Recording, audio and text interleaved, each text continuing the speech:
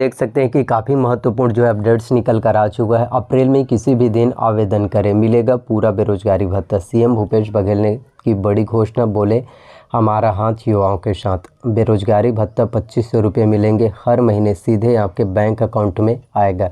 लेकिन आपके पास कुछ इंपॉर्टेंट डॉक्यूमेंट जो है होने चाहिए। अगर वो महत्वपूर्ण दस्तावेज डॉक्यूमेंट्स अगर आपके पास नहीं होगा तो आपको इस योजना का लाभ नहीं मिल पाएगा। तो ये सभी डॉक्यूमेंट्स अपने पास जो है अवश्य रूप से जो है रख लीजिए। तो मुख्यमंत्री भूपेश बघेल ने प्रदेश के बेरोजगार युवाओं के लिए बड़ी घोषणा की है। सीएम ने ऐलान किया है कि अप्रैल माह में किसी भी दिन किए गए आवेदन पर भत्ता 1 अप्रैल से ही मिलेगा। उन्होंने ट्वीट कर जो है यह जानकारी दी है। तो काफ़ी अच्छी अपडेट्स हैं। और साथ में ये भी बोला गया है कि 2500 रुपये के साथ साथ आपको जो है ट्रेनिंग भी दिया जाएगा, ताकि आपको जो है रोज़गार के अवसर जो है पैदा हो सके।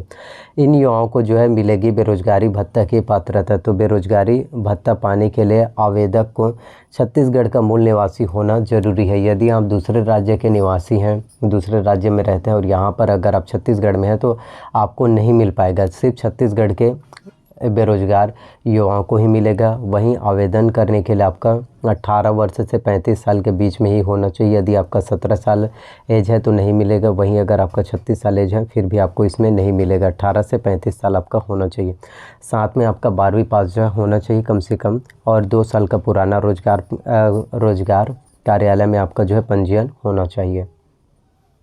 तो बेरोजगारी भत्ते के लिए कौन होंगे अपात्र? तो इसमें बताया गया है कि बेरोजगारी भत्ता योजना में परिवार के एक से ज़्यादा सदस्य यदि पात्रता की शर्तों को पूरा करते हैं तो परिवार के केवल एक ही सदस्य को बेरोजगारी भत्ता मिल सकेगा। यानी आपके परिवार में अगर 2-3 लोग बेरोजगार हैं तो सिर्फ 3-4 लोग को नहीं मिलेगा, सिर्फ एक ही जने को मिल पाएगा।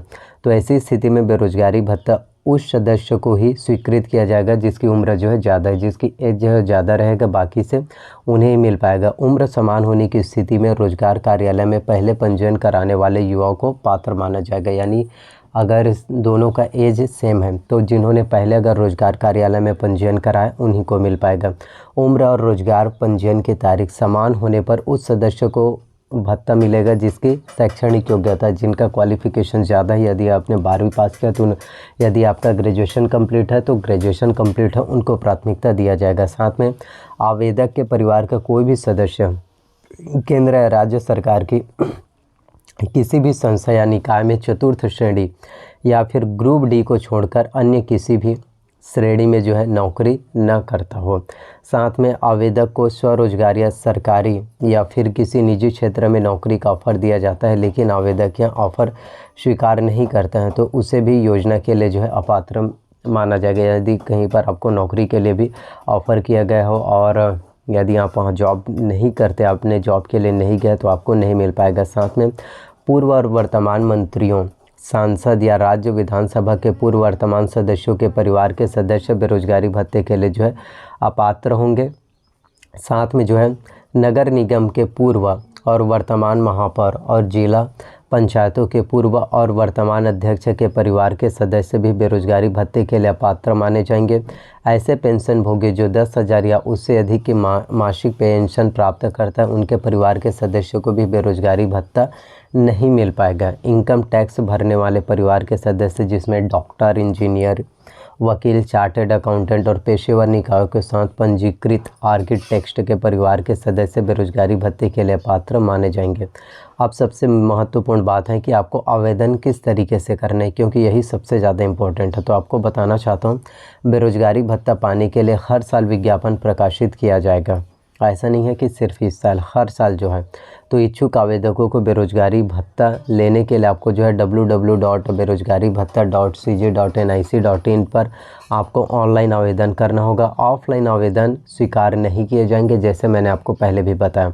वेबसाइट में सबसे पहले आपको अपना मोबाइल नंबर रजिस्टर करना होगा। रजिस्ट्रेशन के समय OTP की एंट्री करनी होगी। OTP सत्यापन के बाद आवेदक को अपना लॉगिन पासवर्ड बनाना होगा और रजिस्टर्ड मोबाइल नंबर के आधार पर जो आपको आधार पर पोर्टल में आवेदन के लिए जो आपको लॉगिन कर लेना है।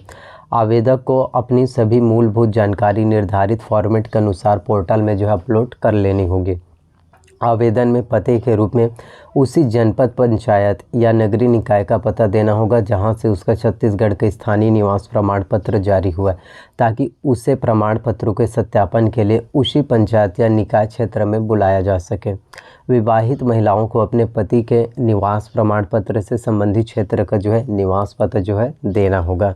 साथ में ऑनलाइन आवेदन करने के बाद आवेदक को आवेदन का प्रिंट आउट निकालकर उस पर हस्ताक्षर करना होगा और उसके साथ अन्य सभी प्रमाण पत्रों की मूल प्रति के साथ उसे सत्यापन तिथि को निर्धारित समय और स्थान पर आना अनिवार्य है, और यदि आप आएंगे तभी योजना का लाभ ले पाएंगे। तो सत्यापन तिथि, स्थान और समय की जानकारी पोर्टल के डेस्क बोर्ड पर उपलब्ध कराएगी। डैशबोर्ड पर ही पात्रता अपात्रता अपील पर लिए गए निर्णय, बेरोजगारी भत्ते के भुगतान और कौशल प्रशिक्षण के ऑफर की जानकारी वही डैशबोर्ड पर भी आपको मिल जाएगा। और अपील ऐसी होगी, यदि आपने फॉर्म फिलअप किया और आपका रिजेक्ट हो गया तो आप अपील भी कर सकते हैं।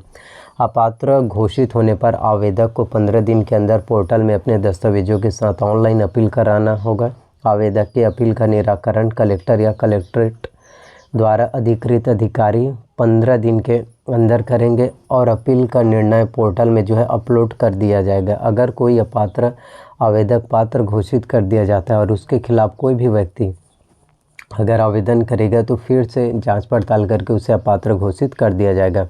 तो इस तरीके से आपके खाते में पैसे आएंगे। तो बेरोजगारी भत्ता योजना के अंतर्गत पात्र युवाओं को सरकारी 2,500 रुपये प्रति माह सीधे उनके खाते में ट्रांसफ़र करेगी। आवेदन करते समय आवेदक को अपने बैंक खाता नंबर, IFSC कोड की सही जानकारी देना होगा। तो IFSC कोड भी काफ़ी ज़्यादा इम्पोर्टेंट रहता है क्योंकि वो किस ब्रांच का है। अगर बैंक खाता में किसी तरह की गलती होती है तो उसकी जिम्मेदारी आवेदक की होगी। अगर आपके बैंक अकाउंट में किसी भी तरह की कोई भी त्रुटि है, कोई भी प्रॉब्लम्स अगर आपका चल रहा है, आधार लिंक नहीं है या कुछ भी प्रॉब्लम, तो इसमें सरकार की कोई जिम्मेदारी नहीं होगा, ये आपका ही है।